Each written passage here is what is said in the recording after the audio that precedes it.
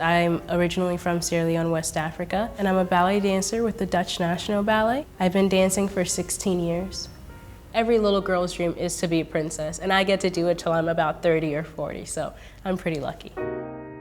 When I was growing up, there was a civil war. A lot of people were getting killed for no reason. I didn't really quite understand what was going on. I just knew that there was a lot of hatred around me. And also the fact that I had vitiligo was not very good for me. I was harassed and abused because of the way I looked. And when I was in the orphanage, they ranked us by favorites to least favorite, and 27 was the least favorite. And I was 27 because of my skin condition. Because it was white, I was called the devil's child. I found a magazine after, witnessing so many horrible things, and this magazine saved me. And on the cover of the magazine was a picture of a ballerina, and her name is Michaela, and we just got to meet a few months ago, which has always been my dream, and she has always inspired me to become the person I am today. I am 9 out of 11 kids. My parents, they adopted 9 kids, and they're loving, and when I got adopted, I just was so surprised that I had such a big family, and I was surrounded by so many people who didn't care about what I looked like. They just cared about the fact that I was part of their family.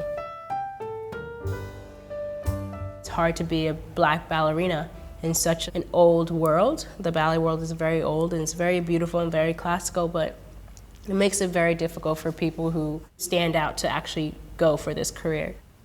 My parents had to do a lot in order for me to, just look like the other girls. We all were supposed to wear nude color undergarments, and we didn't have nude colors.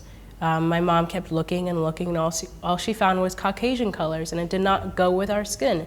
And so that's when my mom realized how to dye our undergarments, how to dye my pointe shoes, how to dye my elastics on my tutus that she used to sew for me.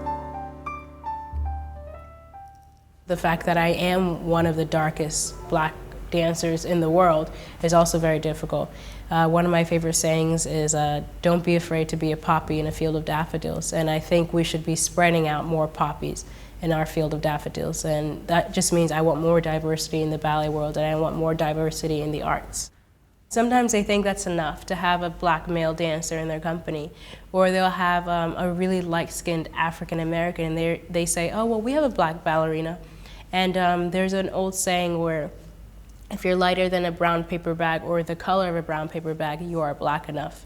And I don't think that should be the case. I think you can be purple, you can have polka dots, you can have stripes, and you can still do what you love. The audience, they come to escape from what they have been dealing with. They come to feel a different emotion that they've never felt before. And they're not looking at the fact that, you're purple, you have an afro. They're not looking at that. They're looking at the fact that you're telling a story without having to use your words. The first time I really started talking about my story, it was very difficult for me to recover from it. It was a hard process. It was hard to focus in class. And I got this tattoo. I mean, a lot of people get tattoos, but it's always nice for me to look down and realize, I'm not looking back at my past when I do tell my story. I'm telling it, but I'm able to continue my day. I'm able to continue working on what I've always been working on. This one's To Thine Own Self Be True, and this one is Never Look Back. And I want people to know if you want something, go for it. Nothing should be stopping you. Your past does not define who you are today.